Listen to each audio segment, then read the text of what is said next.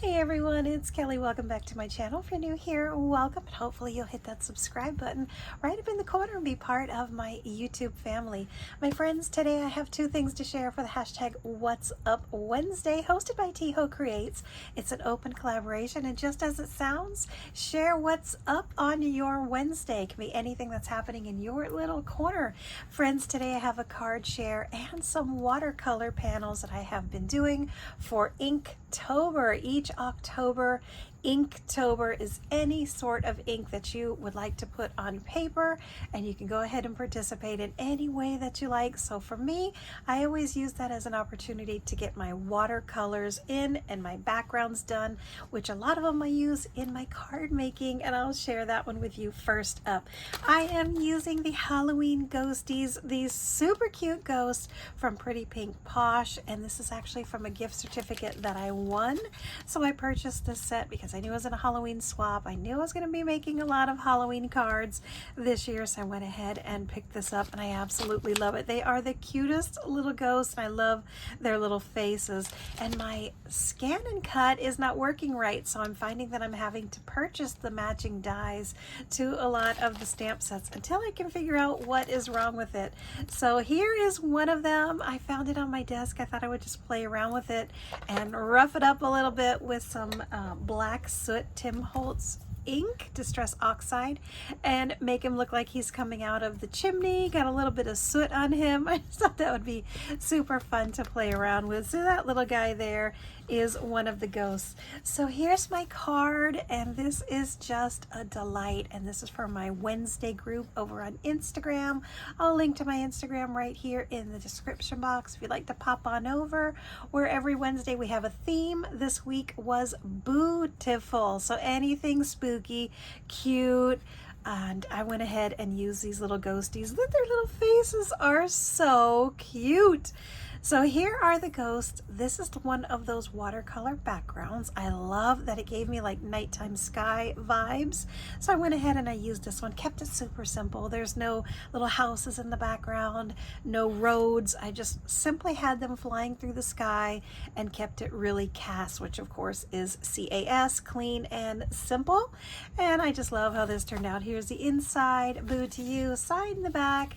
And that is one Halloween card finished, my friends, using this adorable little stamp set. And believe it or not, it took all of these markers to make this card right here.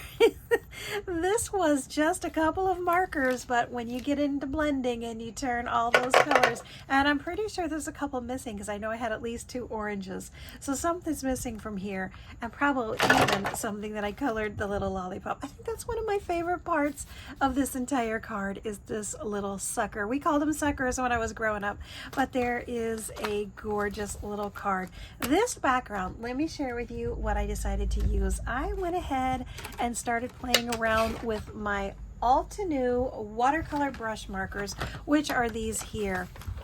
And I used a couple different sets.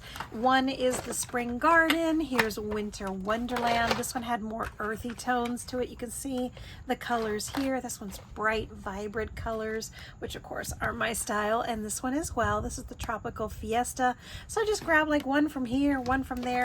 The fun thing about these, if these are new to you, is this is your watercolors all inside the brush marker.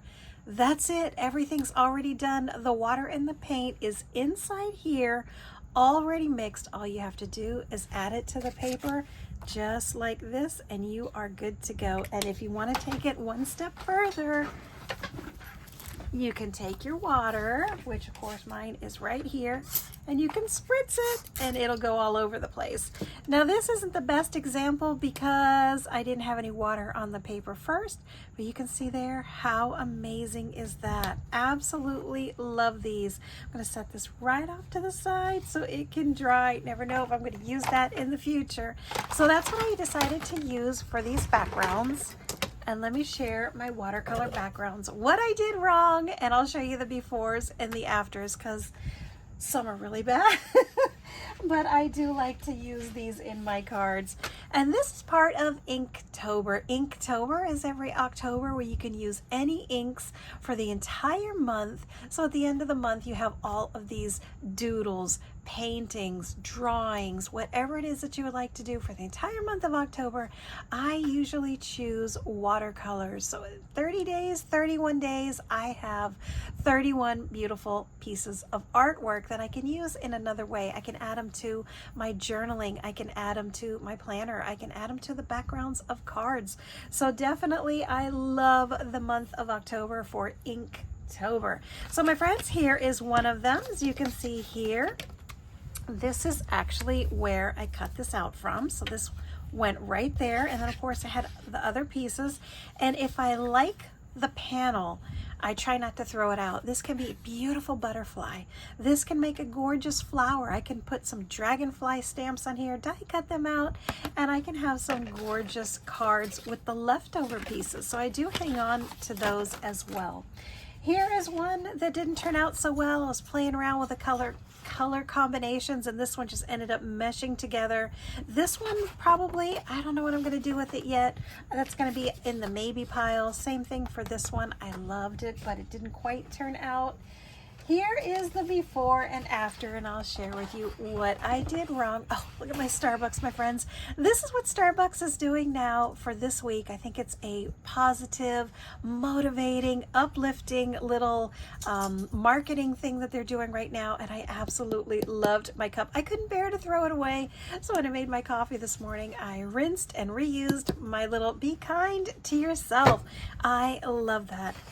All right, little sidebar there. So back to the watercolor painting. Here they are. This is the same exact colors, same paper, just different technique.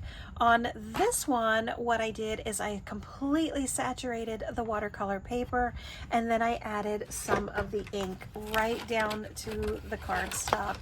And once it was on there, I spritzed it again, and the ink went all over the place. So when it dried, it just kind of gave this soft, muted, not so groovy kind of look to it. So I decided to go back to the drawing board. Same thing, except this one I did a little bit differently.